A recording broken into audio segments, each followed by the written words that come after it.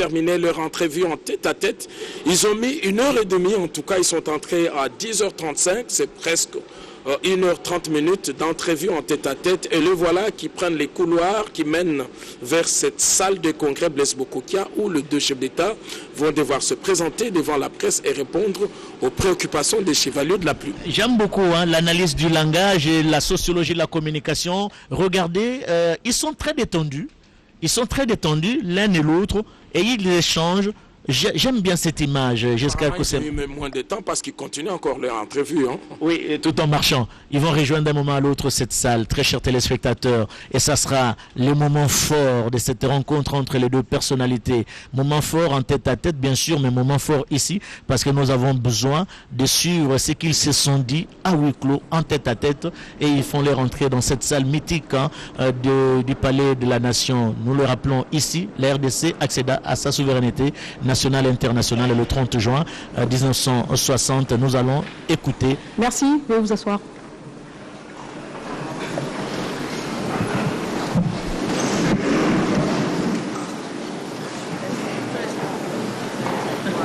Madame, vous allez rester ici tout le long. Juste pour savoir. Parce que là, on va arriver. S'il vous plaît, s'il vous plaît.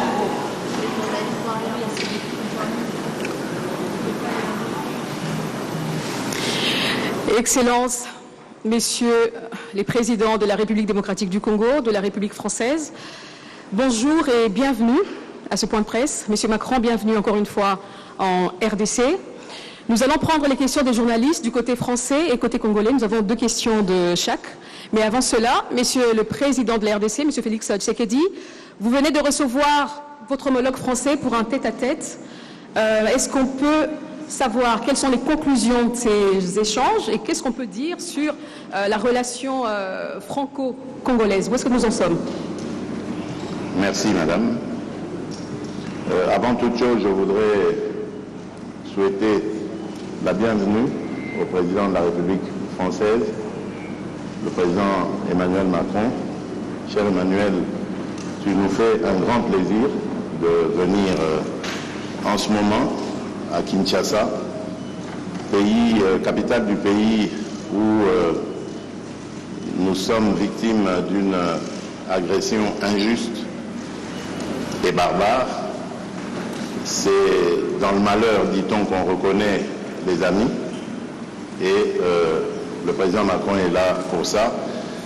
Les relations entre la République démocratique du Congo et la République française sont au beau fixe. Et après la discussion que nous avons eue, le président Macron et moi, je peux dire que nous avons tracé les pistes d'une coopération encore plus importante. Vous savez que le président Macron a dernièrement esquissé les grandes lignes de sa nouvelle vision de la politique française en Afrique. Je l'ai encouragé à ce sujet parce que j'estime que la France-Afrique est dépassée et que si la France veut être aujourd'hui en compétition avec tous les autres partenaires de l'Afrique, elle doit se mettre au diapason, évidemment, de la politique africaine par rapport, évidemment, à ce que les peuples africains veulent et de la manière dont les peuples africains regardent désormais les partenaires de coopération au développement avec qui ils sont en contact. Je me suis réjoui d'apprendre de la part du président français que cette approche est aussi la sienne et que je lui laisserai évidemment le soin de préciser cela et que, moi j'allais dire, cela va dans le sens évidemment des intérêts de l'Afrique. Pour ce qui est de ce que j'ai évoqué en entrée en matière, c'est-à-dire cette agression injuste et barbare, comme vous le savez, il y a eu un mini-sommet à Addis Abeba récemment, au cours duquel nous avons désigné le président João Lourenço de l'Angola, ainsi que le facilitateur désigné par la communauté d'Afrique de l'Est, l'ancien président kenyan, Uhuru Kenyatta.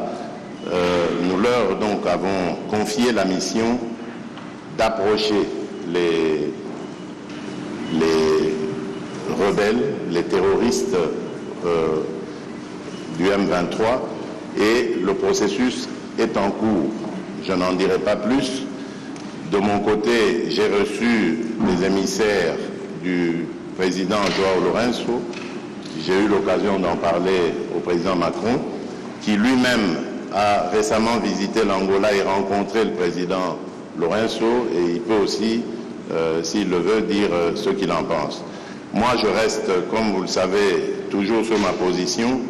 Je demande à voir, parce que nous ne sommes pas au premier processus près.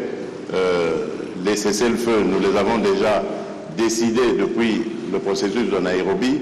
Ensuite, il y a eu celui de Luanda, où il y a eu encore un cessez-le-feu plus un calendrier qui commençait le 25. Après le cessez-le-feu, il y avait le retrait jusqu'au 15 janvier, et puis ensuite le cantonnement. Rien de tout cela n'a été fait. Nous demandons à voir. Nous donnons la chance à la paix, car comme je vous l'ai dit, ma présidence, elle est destinée plutôt à favoriser la cordiale entente entre les peuples, à commencer par les peuples des pays voisins. Donc je ne mettrai jamais d'entrave à tout ce qui peut aller dans le sens de respecter ou de promouvoir plutôt le processus de paix et de stabilité dans la région. Pour le reste, nous avons parlé des problèmes d'échange économique, des attentes qui sont celles de la RDC, et là j'ai eu vraiment le plaisir de constater qu'il y a un engouement certain de la part de la France à vouloir s'engager aussi dans cette compétition que j'évoquais tout à l'heure, dans le business, dans les affaires en République démocratique du Congo, dans des partenariats que nous voulons gagnant-gagnant, que tout le monde s'en sorte heureux et avec le sentiment d'avoir réalisé des partenariats qui sont satisfaisants. Nous avons évoqué également le problème des forêts. Il revient d'ailleurs de Libreville, où il a participé au sommet One Forest Summit. C'est un sommet qui a pris en compte, qui s'est plutôt attardé sur la forêt tropicale, la forêt du bassin du Congo, qui, comme vous le savez, aujourd'hui est le premier poumon de l'humanité et un atout formidable pour la lutte que nous menons tous contre le réchauffement climatique. Là aussi, nous avons développé une série d'idées et nous sommes arrivés aussi à des conclusions de partenariat importants pour à la fois mettre en avant cet atout considérable qu'est la forêt, mais également comment par la transformation sur place, la transformation locale, nous pouvons créer de la richesse et des emplois, bref, une dynamique économique qui peut être favorable à nos pays. Là aussi, la France accepte de s'impliquer et de nous suivre. C'est une très bonne chose. Enfin, les minerais stratégiques, nous les avons évoqués. La France veut faire partie du débat. Ce qui m'a le plus intéressé, c'est ce partenariat qui va être conclu, je crois, avec la firme française BRGM, qui va nous apporter son savoir-faire et nous accompagner dans la certification de nos minerais, la cartographie, et plus tard, évidemment, ça nous aidera à pouvoir mieux exploiter ces domaines. Donc voilà en bref ce que nous avons passé comme sujet, et je peux dire en conclusion que la France revient en force en République démocratique du Congo. Nous espérons simplement que cela n'est pas juste un feu de paille et que ce sera vraiment un vrai départ à nouveau, parce que le président a fait d'ailleurs le constat qu'il n'y a pas beaucoup de firmes françaises en République démocratique du Congo en particulier, mais même aussi en Afrique en général, et qu'il serait temps que la France redevienne encore plus présente. Ce sera tant mieux pour nos relations, tant mieux pour les affaires, tant mieux pour l'emploi. Voilà, mesdames et messieurs, ce que je peux dire en substance, en attendant évidemment les questions des journalistes. Merci, Monsieur le Président. Merci beaucoup. Monsieur le Président Macron, c'est votre première visite officielle en République démocratique du Congo, le plus grand pays de la francophonie, mais vous arrivez quand même à un moment assez particulier où il y a une dégradation de la situation sécuritaire dans la partie est du pays. Quel serait votre premier message au peuple congolais qui vous suit en ce moment, pour ne pas dire celle de l'Est en particulier? Merci beaucoup, Madame. Monsieur le Président, cher Félix, Monsieur le Premier ministre, Mesdames et Messieurs les ministres, Mesdames et Messieurs les parlementaires, ambassadeurs, chers amis. D'abord, je veux dire combien je suis heureux d'être aujourd'hui pour ma première visite, en effet, en République démocratique du Congo, dans cette salle historique pour l'histoire de votre nation. Et après avoir accueilli comme invité d'honneur le président, en particulier au Forum sur la paix en 2019, puis retrouvé lors du sommet sur le financement des économies en 2021, il était grand temps que, à mon tour, je vienne. Alors cette visite est la dernière étape, le point d'orgue en quelque sorte d'une tournée de 4 jours qui m'a conduit de Libreville à Luanda puis Brazzaville jusqu'à vous, Kinshasa. Et c'est ici en effet que se jouent nombre de combats du siècle, y compris ceux que nous avons portés ces derniers jours, celui pour la forêt et justement ce trésor du bassin du fleuve Congo. Alors cette visite, vous l'évoquiez à l'instant, arrive à un moment particulier pour la République démocratique du Congo, et j'en mesure toute la gravité. Elle intervient à un moment, vous l'avez dit, Président, où une région, un peuple, un pays, vit le nouvel acte d'une tragédie qui, depuis près de 30 ans, ne s'est jamais vraiment éteinte. Des centaines de milliers de Congolais revivent le cauchemar de la guerre, de la fuite, du dénuement absolu. Une ville, Goma, est à nouveau sous la menace d'une rébellion qui emprunte de nouveaux acronymes, aujourd'hui le M23, mais dont le visage et les soutiens extérieurs et l'agenda sont connus. La France ne s'est jamais résignée à une soi-disant fatalité de l'histoire et à ce que l'horreur de la guerre puisse se répéter. Parce que la guerre qui revient, c'est ajouter des morts aux morts et des drames aux drames. Et en disant cela aujourd'hui, je veux également pleinement mesurer le poids de l'histoire, les drames qui se sont joués dans votre pays, les crises et guerres précédentes, qui nécessiteront que la justice pour le temps présent et la justice pour les crimes passés puissent passer. Face à une histoire dont le nombre de victimes équivaut à celui des guerres mondiales que nous avons vécues, la France ne prétend pas, et je ne prétends pas avoir seule une solution. La solution est dans un réveil collectif, dans la prise de conscience qui se joue ici, qui est l'affaire de tous et de toute la région. Et aux crimes et aux tragédies qui se déroulent sous nos yeux, nous ne devons pas ajouter l'oubli et l'abandon.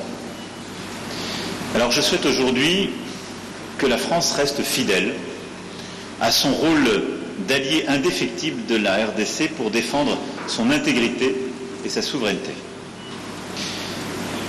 La République démocratique du Congo ne doit pas être un butin de guerre. Le pillage à ciel ouvert de la République démocratique du Congo doit cesser. Ni pillage, ni balkanisation, ni guerre.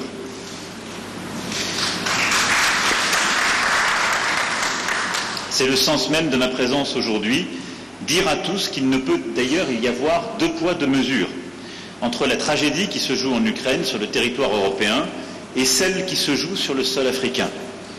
Et la solidarité ne saurait être à géométrie variable. Et à cet égard, je veux vous saluer, Monsieur le Président, pour la clarté de vos expressions et de vos votes à l'Assemblée générale des Nations Unies quand il s'est agi de condamner l'agression russe et de défendre le droit international. Vous méritez la même clarté. Nous avons, au cours des derniers jours, écouté des acteurs humanitaires congolais et internationaux engagés sur le terrain. C'est la première réponse de court terme. Nous avons entendu leur alarme face au dramatique manque de moyens qui se profilent sur le terrain et les situations extrêmes qui sont à nouveau vécues par nombre de vos compatriotes. C'est pour cette raison que la France sera le premier État à répondre à l'initiative de l'Union européenne, annoncée ce matin même, de mettre en place un pont aérien humanitaire à destination de Goma. Nous allons débloquer une contribution immédiate de 34 millions d'euros d'aide humanitaire, laquelle s'ajoutera au montant de près de 50 millions annoncés par l'Union européenne. Nous nous tenons également à la disposition de l'Union européenne pour fournir des moyens de transport, civils ou militaires, et pour procéder à leur acheminement. Je veux ici remercier le commissaire européen Lenarčič d'avoir amorcé cette solidarité européenne qui se concrétisera dans les jours qui viennent par l'acheminement de plusieurs tonnes de matériel humanitaire au profit des populations déplacées dans la région de Goma et dans toutes les régions qui ont été affectées par ces mouvements rebelles et ces groupes terroristes. Le rôle de la France, c'est aussi de tout faire pour qu'il y ait un chemin vers la paix. Pour cela, chacun doit être à la hauteur de ses responsabilités. J'ai parlé il y a quelques instants au secrétaire général des Nations Unies, Antonio Guterres, qui est engagé pour faire jouer aux Nations Unies leur rôle indispensable, et je l'en remercie. Et donc ensemble, nous devons travailler, Union européenne, Union africaine, organisations sous-régionales, pays de la région et Nations Unies, à ce qu'on chacun donc apporte sa contribution pour enfin imposer la désescalade et la paix. À cet égard, je veux ici dire tout notre soutien au processus de Luanda et de Nairobi. Et suite à la dernière réunion qui s'est tenue en marge du sommet de l'Union africaine à Addis Abeba, notre soutien à la médiation que vous avez confiée. J'étais hier avec le président Lourenço, nous avons eu un très long échange sur le sujet et le plan qui est aujourd'hui sur la table, qui a été agréé par tous, qui est en train d'être mis en œuvre, j'en suis convaincu, est le bon, à condition évidemment qu'à chaque étape il soit respecté et que le chronogramme qui a été décidé à partir du 28 février soit dûment respecté. Cessez-le-feu sur le terrain, mécanisme de vérification sous supervision angolaise, cantonnement du M23 sur votre sol, processus de désengagement, désarmement et réinsertion, déploiement de forces régionales, et je veux ici remercier les Kenyans, j'espère que les autres rejoindront, et je veux ici dire que nous serons évidemment mobilisés pour aider au financement, et désescalade dans un premier temps, retour à une paix durable ensuite. Tout ça est ce qui nous a longtemps manqué, mais tout ça dépend évidemment des pressions politiques, diplomatiques, économiques, pour que cela soit respecté.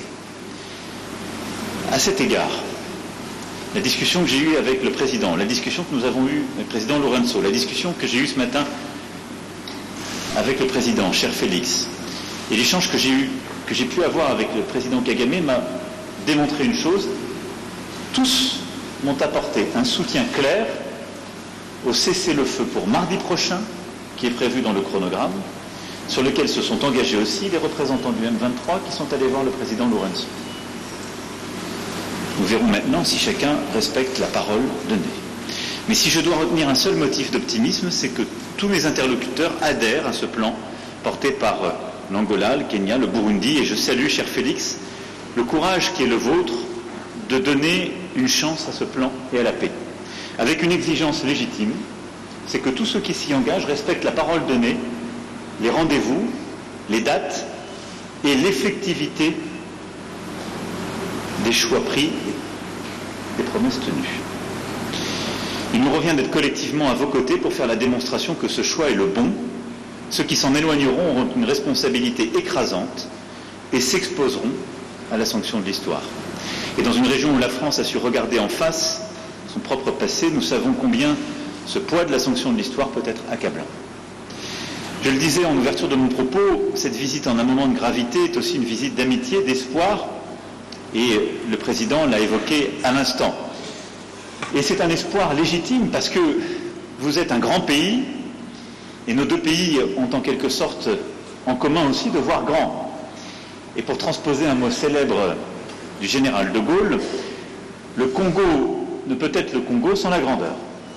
Et donc, aucun pays d'Afrique n'est plus doté que le vôtre de richesses de toutes sortes et une capacité à saisir un destin d'exception. C'est pourquoi nous souhaitons bâtir un partenariat nouveau sur plusieurs axes. D'abord, vous aider à la pleine souveraineté sur le plan sécuritaire et militaire. Nous sommes déjà les premiers partenaires en termes de formation militaire de la RDC. Nous souhaitons faire davantage parce que la condition pour qu'il y ait, dans la durée, la fin des pillages, la fin du risque de balkanisation que j'évoquais, c'est qu'il y ait le retour de l'État régalien et des conditions de cet État régalien partout sur le territoire. Nous souhaitons être des partenaires dans la durée de ce travail. Formation, équipement, capacité à être à vos côtés, ça correspond au nouveau partenariat qui est le nôtre. Deuxièmement, c'est sur le terrain économique, vous l'avez dit. Nous allons cet après-midi, dans une conférence économique, illustrer ce que je disais lundi. Nous répondons aux demandes qui sont les vôtres. On ne vient pas plaquer des solutions. On vient avec des entreprises de toute taille, de tous ordres, et beaucoup d'entreprises nouvelles. Nous assumons d'être là, y compris pour défendre nos intérêts économiques, et on le fait en amenant avec nous toutes les compétences, et y compris les Européens. Et je me félicite que 2 commissaires européens seront à nos côtés cet après-midi. C'est pas simplement la France, mais la France et l'Europe, sur la base d'un partenariat équilibré et respectueux, et des services urbains si importants pour vous, on l'évoquait ensemble, du numérique jusqu'au domaine minier, où nous souhaitons travailler avec vous pour bâtir un cadre de confiance qui permettra une exploitation au service des Congolais, dans les meilleures conditions scientifiques, permettant justement la coopération et notre expertise. C'est, je crois, la clé de ce partenariat économique qui nous permettra aussi de faire mieux. Parce que l'Afrique est un théâtre de compétition. Il faut que cette compétition se fasse dans un cadre loyal, qui serve les intérêts des populations, qui aide à lutter contre la corruption, mais où nous avons notre place à jouer, ni plus ni moins. Ensuite, après le sécuritaire et l'économique, c'est la science et la recherche. J'aurai cet après-midi l'occasion et l'honneur d'être reçu par le professeur Mouyembe, découvreur du virus Ebola, dans ce fleuron de la recherche scientifique congolaise et africaine qui est l'Institut national de recherche biomédicale. Et je veux ici d'ailleurs rappeler combien la France a été engagée dans cette lutte contre le virus Ebola avec les meilleures équipes de l'INSERM, de plusieurs de nos laboratoires, combien nos chercheurs, nos épidémiologistes sont venus. Yves Lévy avait eu cette mission confiée il y a quelques années, ici même, et je veux saluer cette coopération, mais l'INRB, dans le séquençage des virus les plus dangereux, dans la lutte contre la pandémie de Covid-19, dans la formation d'étudiants venus de toute l'Afrique, prouve tout ce qu'on peut accomplir quand notre coopération se donne les moyens. Et sur ce modèle qui est un fleuron de la coopération franco-congolaise, je souhaite qu'on aille beaucoup plus loin, et la ministre de l'Enseignement supérieur